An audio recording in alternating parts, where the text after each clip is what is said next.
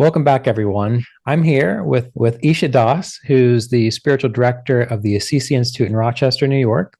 He's also a student of Roy Eene Davis, and every year in July, myself, Isha Das, Swami Nirvanananda, and sometimes other guest presenters, we offer a week-long Kriya Yoga retreat. So during this discussion, Isha Das, Craig Bullock, and I, we're going to discuss the process of healing and mental health and how that fundamentally supports the deeper practice of Kriya Yoga for the purpose of self-realization and spiritual awareness. So thank you for being with me today.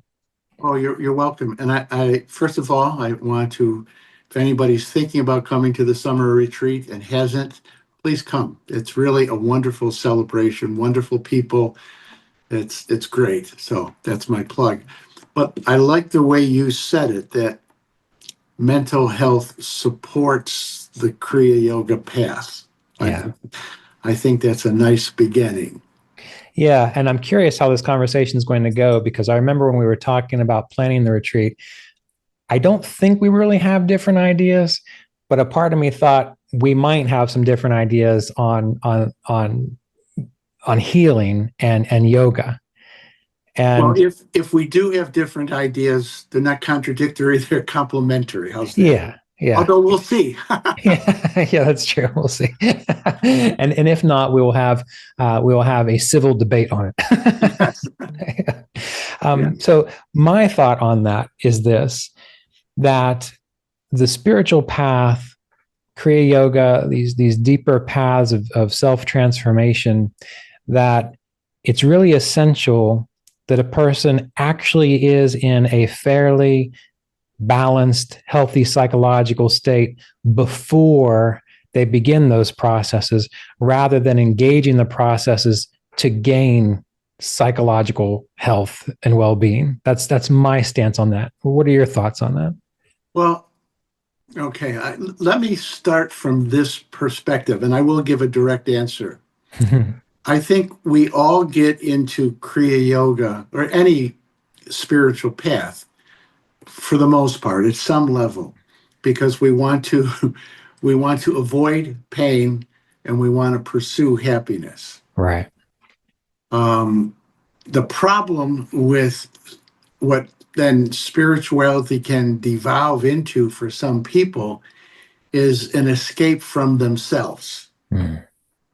So any spiritual path, and since we're talking about Kriya Yoga, it's never an escape from yourself. If you're really living it authentically, it's going to, sooner or later, you're going to have to look at yourself. Right. And not just your soul, or not just the Atman, but look at all levels of your psyche. That's just going to happen.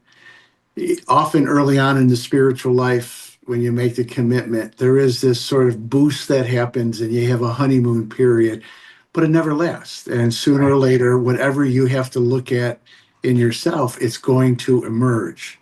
Right.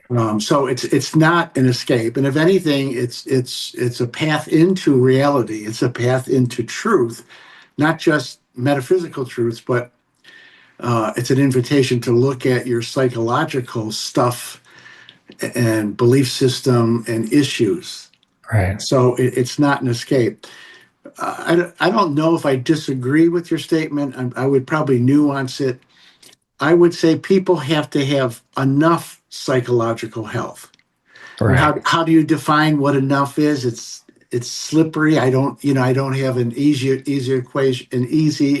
equation, but you have to have enough. So I'll put that in the context. If somebody comes to me, let's say, and they want to be initiated, and they have some kind of drug and alcohol problem. Well, no, you gotta get that squared away first. If you have some suicidal level of depression, you got to get that squared away first.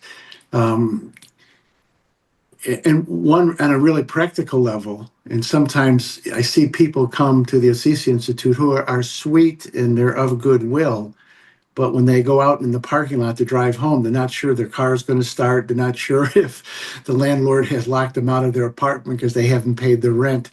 So, Right. a person's life has to have some level of solidness, stability on almost every level. You don't Right. have to be, perfectly have a perfect level of mental health, but there has to be enough structure there in your emotions and in your life to make it work. Yeah, there's so much there that you said that I wanted to go off of. So I'll just try to pick one of them. And when you were talking about the idea of managing one's life, if the rent's going to be paid or if the car is going to start, Right. well, it reminds me of the idea of brahmacharya in the first two limbs of yoga, that we have to manage our resources well.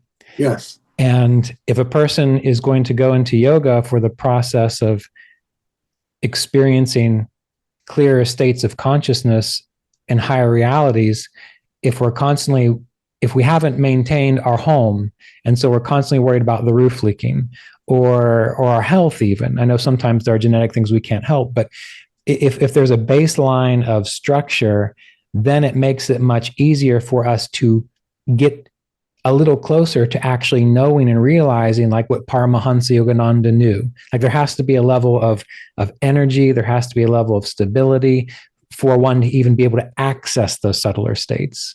No, I agree. And I've been to the Mother Center in LA a lot, Yogananda's Mother Center, and I've been to Roy's place many times. And what you immediately feel is that there's a sense of order, and not Right. rigidity, but there's just a sense of everything has its place. Aesthetically, things are simple but beautiful all at the same time. And all of that is, I think, part of the foundation for true spiritual realization. Right. Sometimes what I will do with people is, obviously teach them a preliminary meditation, try to get them into a lifestyle in alignment with the yamas and the niyamas, or encourage them to study. And sometimes I will see people then over a period of time get ready for initiation, Right. or sometimes they can't. And usually they will disqualify themselves. Hmm. Hmm. How so? Like, can you give me an Well, example?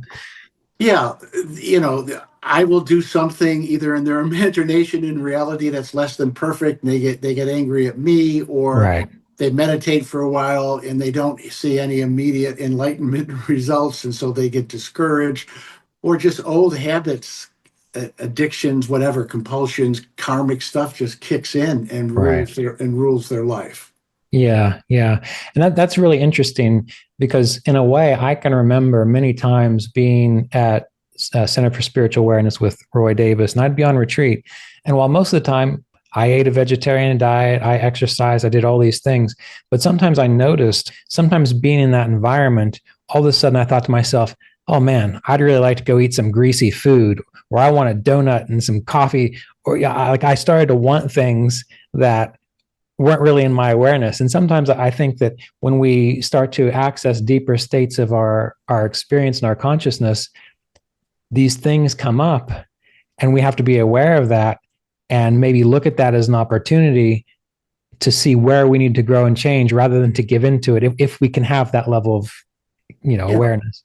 Well, I like where you're going, where I think you're going with that, because that's where I wanted to kind of dive into.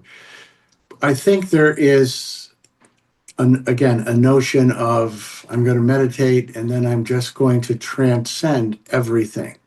And there's a level of reality. I mean, we do transcend moods after a while, etc. But the consciousness not only expands this way, it expands this way. Right. And if you, my own experience in working with people, if you meditate long enough over time, whatever the knots are inside of you, psychologically, emotionally, and spiritually, they come up. Right. I remember I was probably a year into my Kriya practice many, many years ago, but meditating, and all of a sudden, for no particular reason, finding myself angry. Right. And I had to, what I eventually came to, that anger was always percolating there. Mhm. But because I was in the stillness, and because I was moving towards some level of self-realization, it was emerging into my, it was merging, it was emerging into my awareness. Right. And I had to deal with it without judging myself, but also be curious about it and what's the wisest way to deal with it. So it's, I'll say it this way. I like this metaphor. When the light shines in to our being, not only does it reveal that the Atman, that divinity that is our deepest self, it shines its light on all the shadows along the way. Right. And you have to deal with them. There's no escape from them. Right. Now, what the meditation practice does is it creates some level of psychological stability, so you can view them with some distance and with some compassion. You can walk through the discomfort without being debilitated by it, but it doesn't take it away. You know, devotion to the teacher can give you a sense of security and stability, but it doesn't take that process of walking through the shadows away. Right. Yeah. And you brought up two very good points there. Number one, kind of what you're describing as you got into the practice, you then became aware of anger. Well, Yes. I'm sure many can relate to that. There are many things that came up for me. And it wasn't just in the first year, it was at year 12. It was at year 15. It was at year 20. But the beautiful thing is continuing to walk on the path and the process. Like you mentioned, there was a greater awareness of not that I am failing or not, oh, geez, shouldn't I be done right now? It was more of a sense of, well, the light is shining in more places, which means it's telling me I need to look over here and work on this. Absolutely. Right? I'll share again. I've been doing Kriya Yoga. I'll be 70 in December. I've been doing it since I was 32-ish. Mm-hmm. And as you know, this past February, I went to India. And the first week there, this was even before we got to the Kumbh Mela, we were in Puri, and I got sick. And I woke up at 2 o'clock in the morning and I was hacking and had a fever, and I went to wash my face in the sink and a big cockroach ran across the sink. Well, what came up was, and it surprised me, because if you would have asked me before India, am I afraid of dying? I would have said no. All of a sudden, this fear came up, like, what if I die here? Right. I knew at one level it was irrational, but it's emotion. What if I die here? I'm not with my wife. I'm not ready to die. And it was like, wow, I had to face the fact that I still had a fear, not a fear of what was going to happen afterwards, but a fear of, well, what if I do die now? Right. And and it was really an opportunity to look at that and to work through it at a deeper level. Right.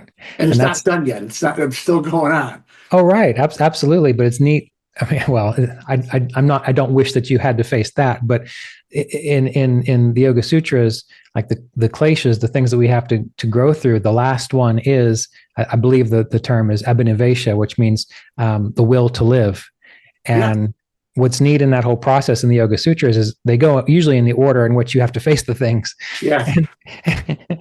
So, well, it was interesting you say that, because the only way, I literally had not an anxiety attack, that'd be way over, but I had this panic. Yeah. Which I don't often experience. And my only way through it was, okay, if I'm meant to die in India, this is I surrender. If I'm meant to die in India, not a bad place to die, actually. Right. You know, it was like, okay, I got to give that up too. Right. And your process, having been engaged in Kriya Yoga as long as you have, if you had, I don't know if this is true or not, we can only speculate, but if you hadn't been on the spiritual path, if you hadn't been engaged in it, more than likely that fear might have been quite a bit more psychologically overwhelming than it was, because of your insight and because of your practice and things that you've learned along the way. No, absolutely. Either I would have went into some kind of massive rationalization, or maybe I would have hopped on a plane home.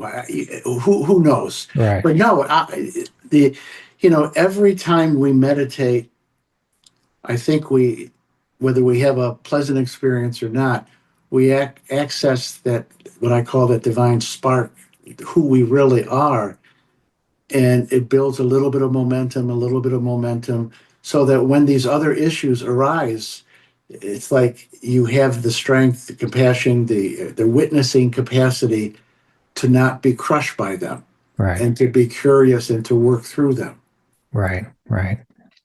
One other thing that you mentioned that I thought was worth talking about, or many things, but this one in particular, before we got on the call, I was talking to you about this workbook I was working on, like a workbook for Kriya Yoga representatives in the tradition, those who serve as representatives. And at the point I'm at right now, I'm talking about the relationship between the teacher and the student. And you had mentioned, how devotion to a teacher or a tradition can be very stabilizing.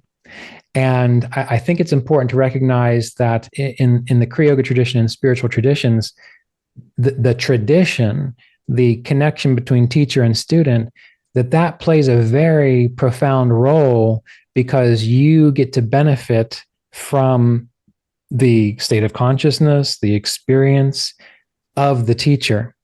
So how have you found that to be healing or helpful, in your own life, or as you've witnessed it in others? Well, no, it has been profoundly helpful in my own life, partly because, as you know, I kind of have a bhakti streak. You? No. I I have a bhakti streak.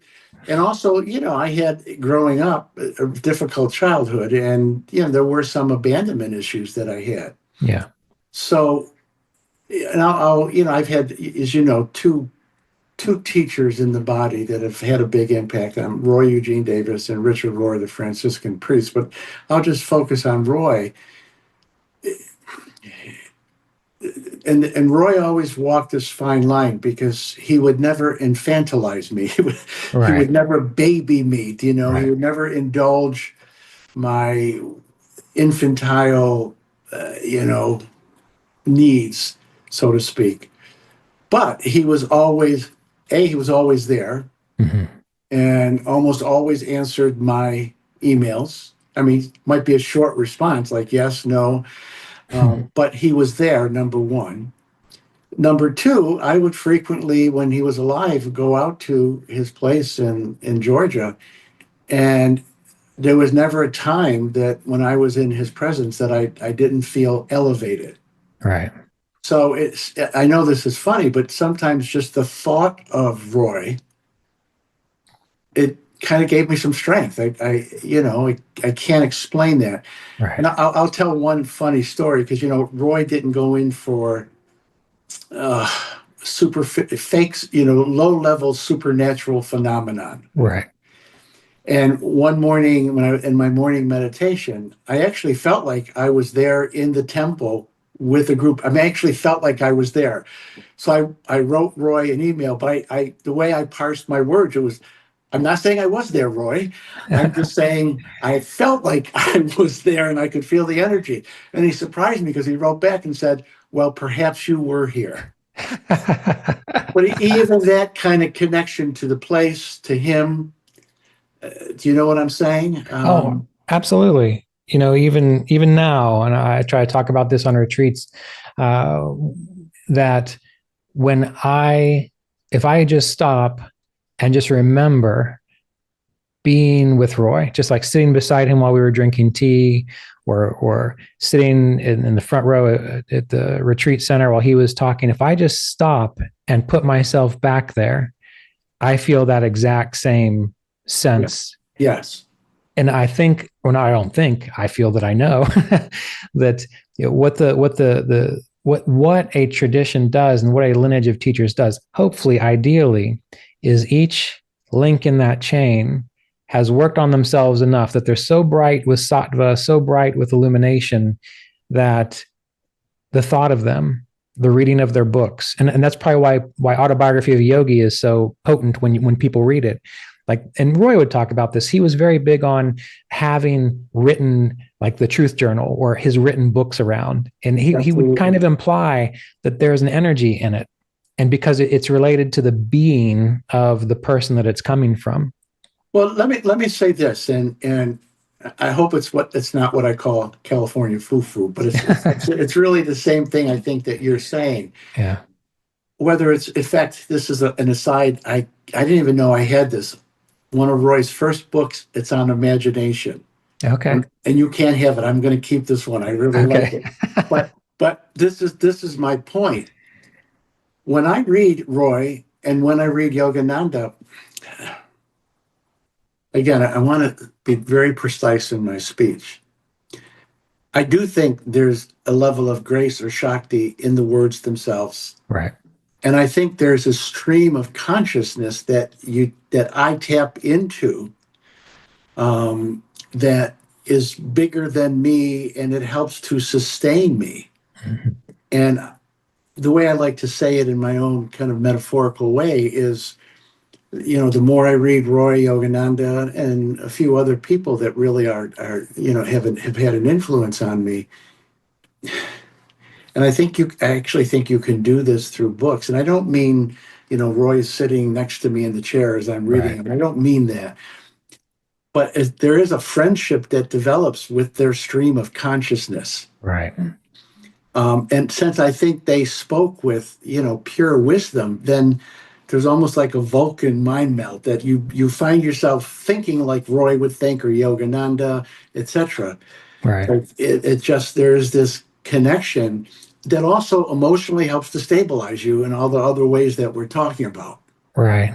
Well, just to go a little out in a metaphysical jaunt, you know, this idea of Om and Patanjali in the Yoga Sutras, he talks about contemplating Om, and that Om is the speech of Ishvar, or the speech of God, and that by contemplating that is the teacher of even the ancients. And what we do as yogis, as we attune to Om, or as we intend to attune to the field of divinity, we plug into that field that they were plugged into. And so it makes it easier to access that whole state. It's interesting you say that. This is a little bit of an aside, but in the Christian world, this Sunday is Pentecost. And so I talked about the quote unquote, the Holy Spirit last night, but I connected it to the vibration of Om. Absolutely. In our, what we do before we go into silence, we do some kind of meditation mantra. And so I had us just chant Om through each one of the chakras together. And then for a while, we just continuously chanted Om. And you could just feel that we were tapping into a field of consciousness. Yep. And like you said, it's the same field of consciousness, that all the great saints, mystics have tapped into. Right. Yeah. And that doesn't take away the necessity to have an occasional dark night of the soul, but Right. it does it's enough to stabilize you so that you can really do the honest work that you have to do in looking at yourself and all the things that, we have all avoided looking at maybe for lifetimes. Right. Right.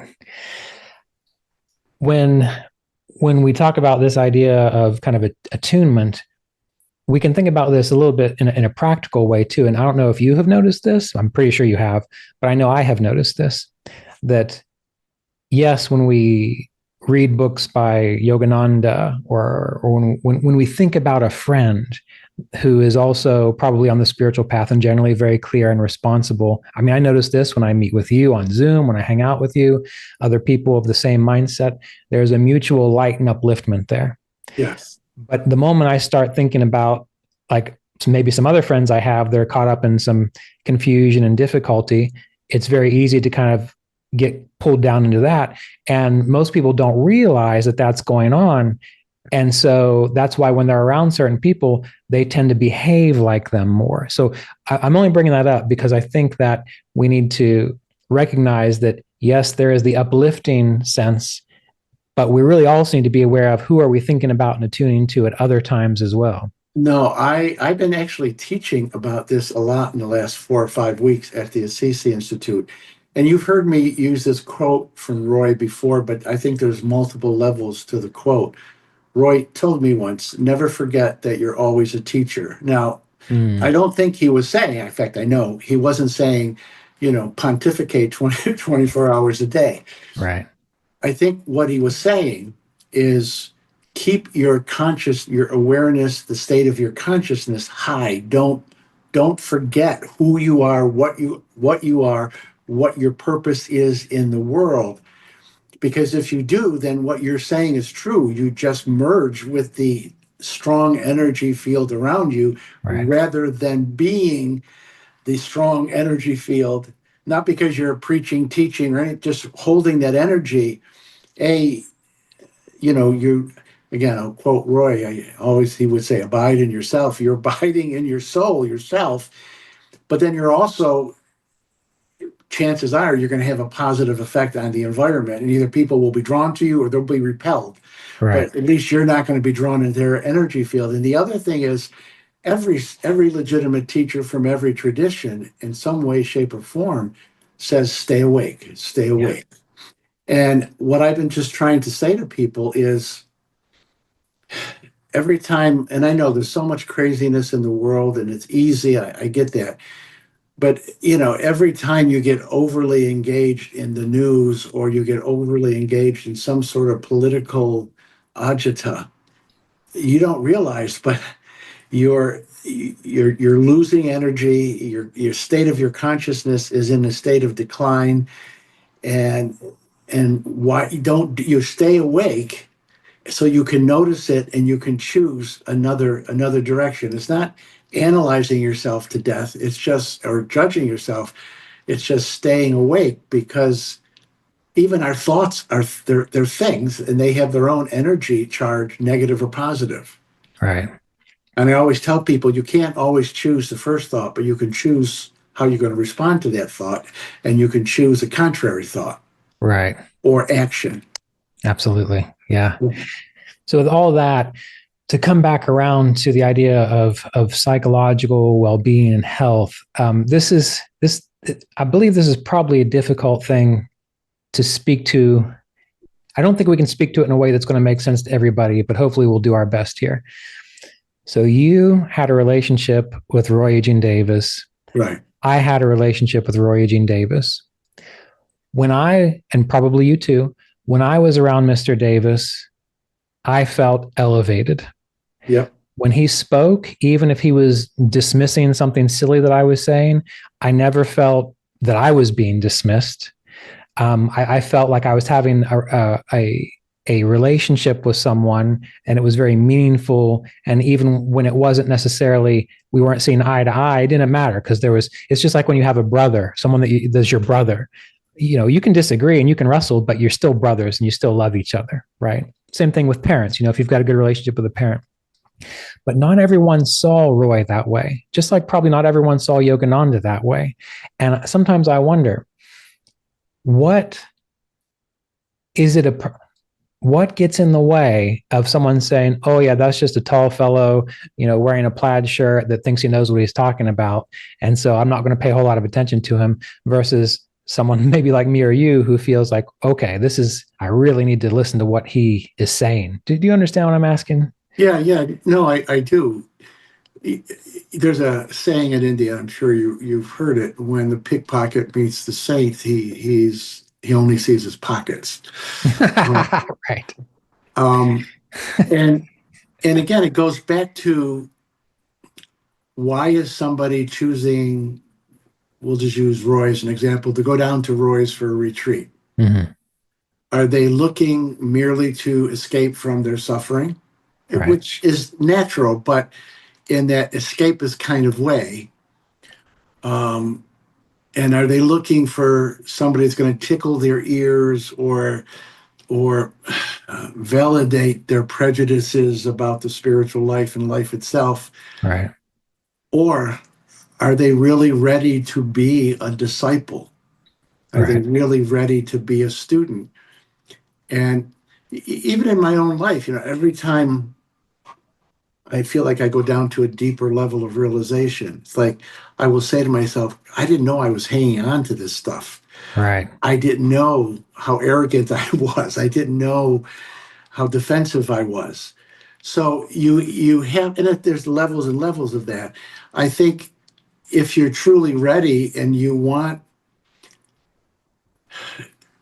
what you want, or do you want the truth? Right. Right. Then you will ride those waves. And maybe I'll give a little critique of sometimes how, not Kriya Yoga per se, but how spirituality is presented in the culture. Um,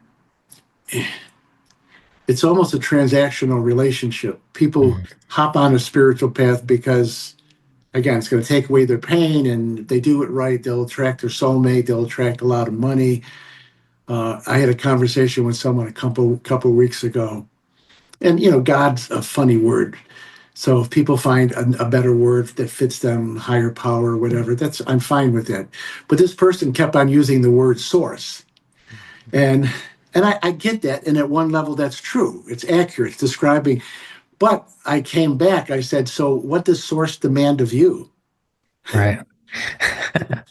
You know what I'm saying? Yeah. Yeah. I know what you're demanding of source. It's okay, but what is source demanding of you? Right. And so I think it takes a real ripeness to approach Kriya Yoga, to approach a teacher, and to really be willing to be challenged and to be uncomfortable. Right. And that brings me back to the idea of the psychological well-being of, if a person has focused on their psychological well-being first, it's more likely that when they approach a saint, they're going to see a saint and not his pockets. Because, if you're looking just for their pockets, well, clearly there's an issue there, a psychological issue of, lack or needing to steal things, which is not psychologically necessary, right? And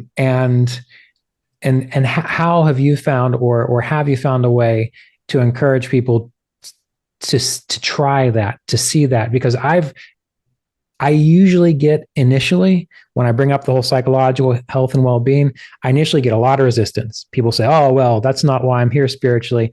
And then usually either 6 months or a year later, if the students are still around, they'll say grudgingly, well, I decided to go try out a counselor and a therapist, and you're kind of right. That made a huge difference in my meditation practice. That made a huge difference in how I was able to experience life.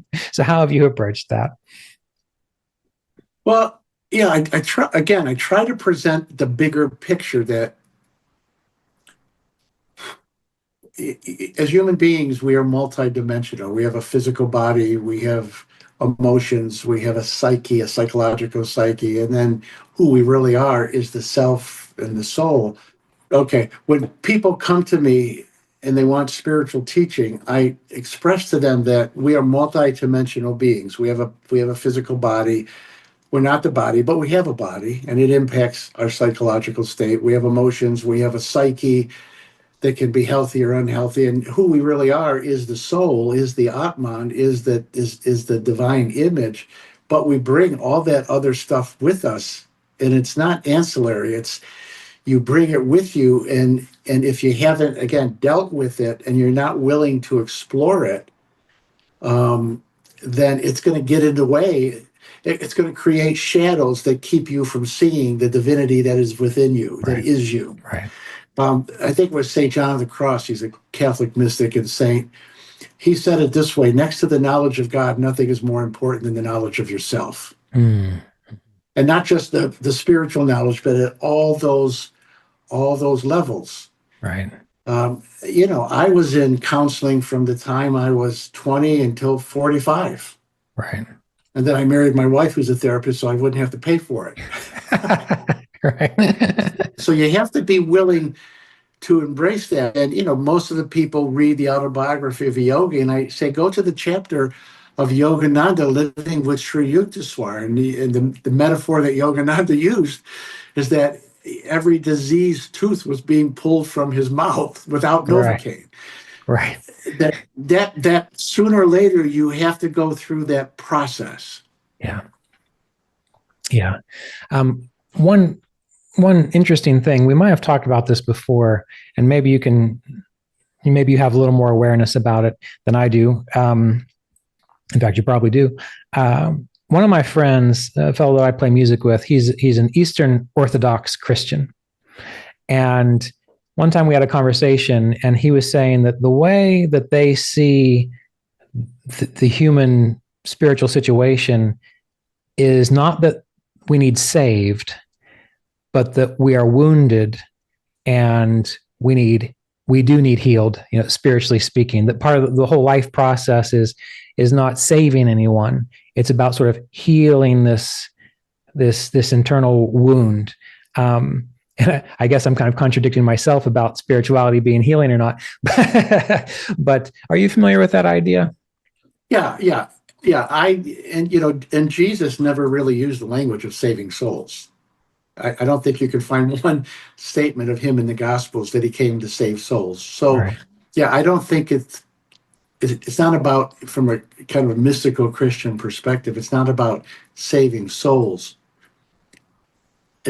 I'll say it at two levels. It's ultimately about uncovering that divine image in the innate relationship we have with God, with the absolute, and having that emerge in our consciousness.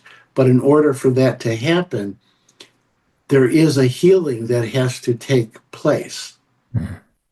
And spirituality can be part of, maybe this is the fine line. Spirituality, the relationship with the guru, etc., is all part of that.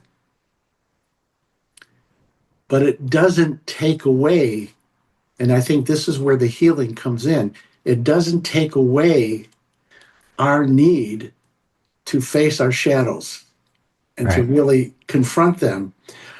And the teacher, spiritual community, all the spiritual practices can give us the strength to do that, but we have to decide that we're willing to face our shadows. Right. I think the grace comes that will enable us to do that, allow us to do that, but we have to make that decision ourselves, and it's the combination of our choice to take responsibility for our lives and ourselves and our wounds, along with grace, divine energy, Shakti, that allows us to do that. Right. Yeah. So it's definitely more nuanced then, in that we do have to have a level of well-being and health and stability in order to actually engage the spiritual process. But then it's as if the spiritual process gives us a little more perspective and clarity to sort of finish the job, I guess. Yeah, and I would, yes, but I would add a word. It gives us, this has been my own experience.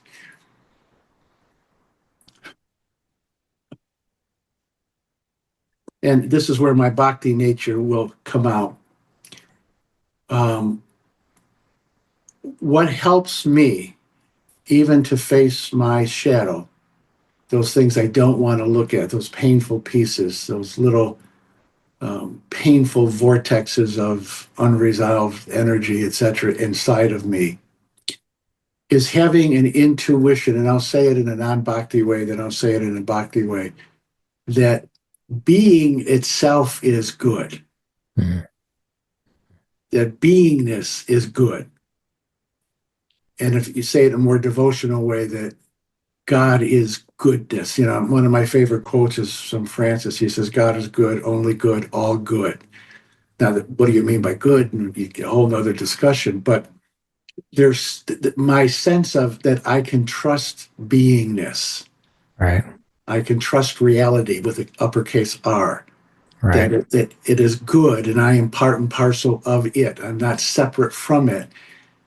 Okay, then I can let go and face what I have to face. Yeah. That reminds me of two things. Number one, in the Yoga Sutras, there's this idea, the statement that spiritual practice doesn't make the oneness state appear, or in meditation, spiritual practice does not make samadhi appear, that it's like a farmer irrigating a ditch. The water just flows after you've dug the ditch. Yes. And then in Sankhya philosophy, there's the idea of prakriti, or we could call divine mother, nature, everything that we experience. And in that philosophy, it essentially says that everything exists for the illumination of Purusha, or for the illumination of spirit, which means everything exists for that. Yeah. Yes. And that's a pretty profound, I don't even know if you'd say extreme statement. I could be looked at as a very extreme statement. Well, Let me share another experience I had in India. The last 4 or 5 days, we were in Varanasi, where Lahiri Mahashaya is from. And we couldn't get into his house, but there's a temple dedicated to him. And it has become, I don't know if I'll ever go back there, but one of my favorite places in the whole world. And there's a little side altar chapel within it to Babaji. And they have this life-size statue of Babaji meditating. Yeah. And the vibrations, I went there and it was like, wow.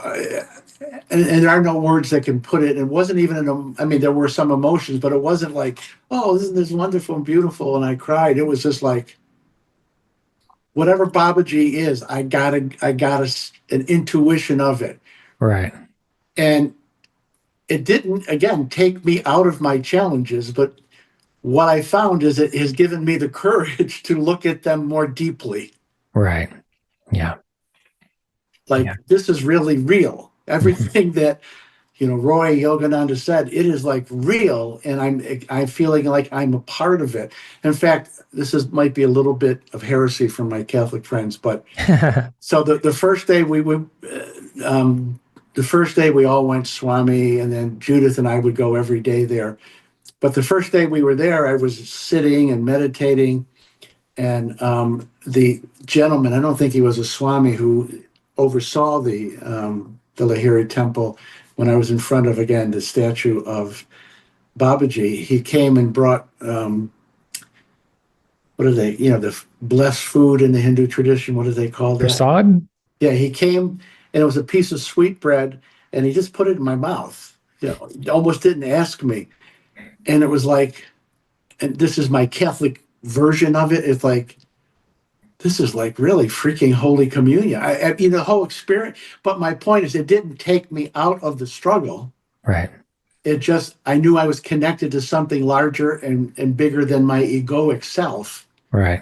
Which then gave me the courage to look at my egoic self. Yeah. Yeah. It gives you the ability to do it. And I like that, what you're saying there. And I don't know if you've seen this as well, but a lot of times when we think about psychological well-being, what people are looking to do is often put an end to everything. Like they just want, the pain to stop, everything to stop, right? Rather than accept that life is up and down. And what if the things that were coming your way weren't you just trying to stay away from it all the time? What if it was you just riding a wave, recognizing that, oh, I can handle this, if you have that sense of not greatness, but connection to something greater, you don't feel like a little bug getting ready to get squished every time. Yep. You feel like an expression of something more profound moving through time and space. No, absolutely. That the self that we really are is huge. Yeah. And it's connected in one with that, capital uppercase T. And yeah, I think, the egoic personality will go, oh my God. One of the things, I have a set of foster parents that I went to live with when I was 16, and they treat me like I'm one of their own children. They're beautiful people, very devout Catholics. But they're in their upper 80s. And every time I see them, and particularly my foster father was the most vital person, he was my hero in that sense, that he could do anything, never stopped. He had this endless energy. And to watch, his mind is still good, but to watch his body really failing him. Mm-hmm. But I think, all right, I may be 88 someday. Take a deep breath, and it's okay. It'll be okay. Yeah. Not the end of the world. And I'm not going to necessarily like it, but it's going to be okay. Right. Yeah. So it's almost as if the healing of this process is really the embracing of the natural expression of life, the natural cycles of life. Yes. Let me say it this way. I think this is the difference between a sort of psycho-spiritual synthesis and just psychology. We have to face all of our psychological wounds and pains and feelings sooner or later. And if we stay with the spiritual life long enough, we meditate deeply, it's all going to come up. Yeah.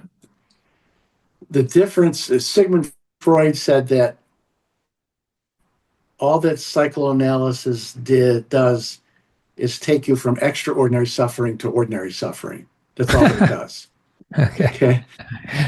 And when I talk about a psycho-spiritual synthesis, you have to face that pain, but you face it eventually in the context of this field of consciousness, uppercase C. Yeah. And I do think that when you face it with some sort of intuitive awareness of larger consciousness, larger being, consciousness, uppercase C, you still have to face it and you still have to feel it, but it becomes much more manageable. And I do think over time, by facing it with this larger consciousness, then that larger consciousness and light can have the effect of eventually dissolving the knots, but you still have to face the knots. Right. And you can't make some spiritual, and when I was practicing psychotherapy, we would call it the flight into mental health. You can't just, oh, okay, yeah, I got a shadow, but I'm the Atman, and there's no flight into spiritual mental health. It's that process of opening those dark pockets. I don't mean dark by evil, those things in ourselves that we don't want to face, by opening it to the light of consciousness. Right. Yeah. Does that make sense? Oh, absolutely. Absolutely. It seems like there's, again, so much more that we could say about that. Yes. Let me just share one more thought that absolutely. I have to face in my life and other people have to face in my spiritual life. What are the psychological, ideological beliefs that maybe serve me in an egoic way to help me get through some trauma, or not feel the trauma when I couldn't face it? But what are the sacred cows in terms of my beliefs? Right. That, not that I have to shed them all, but I at least have to be willing to examine, my prejudices in the light of a larger consciousness. Right. I'll give you an example. People will come to me and they will say, well, people here are suffering. Oh, it's so horrible. And I have two responses. We have to have compassion for people that are suffering. And if we have the ability to help and relieve it, we do. We don't turn a blind eye towards, any kind of suffering and injustice. However, when I say this to people, they don't. In fact, one person used to come to me for spiritual direction and quit. I said, you can't say karma works in one place and doesn't work in another place. You can't say you have karma and nobody else has karma. And again, that doesn't mean that we don't help. But and it was like, well, how could you say it's their karma? And well, because it is. Right. I found that for people, that's a sacred cow. It's like you bring up the word karma when they don't like the word karma and they get angry with you. Right. Yeah. Well, yeah, I don't have any solutions for that either. Yeah. Yeah. Anyway, well, I think we've come to the end of our time today. So I want to thank you for being here, and everything that you've shared has been, well, very interesting to me and probably extremely helpful to our audience too. It's been interesting for me too. Helpful for me too. Yeah. And is there anything else you'd like to say about the upcoming retreat, the July 14th through 18th retreat? No, there's still room for it. It really, it's one of our favorite things to do every summer. Yeah. Again, with you, Swami Nirvanananda, Gayatri coming from Sicily. It's really a wonderful time to be together. And Sri Yukteswar wrote someplace that at least once a year, if you can take like 7 days off or a chunk of time and just really devote yourself to spiritual practice, being around people moving in the same direction, it really is a wonderful experience. So I think our website is assisi-org. If you want to Assisi-institute.org. Yeah, assisi-institute.org. Yeah. And if you go to our website, it will tell you how to register. But I would just really encourage you to come. Yeah, me too. Me too. As you said, it's always a beautiful time, and even being a teacher in that event, I personally always come away with many weeks and sometimes months of more inspiration afterwards. Yeah, it's good. It's Yeah. good.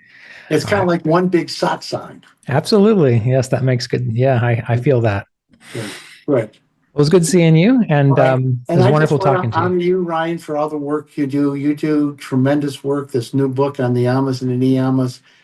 Um, you are a true servant. You're a true student of Roy and his work, and you do a wonderful job carrying on his mission. Thank you. I appreciate that. Yeah. Yeah. Peace. God bless. Thank you. You too.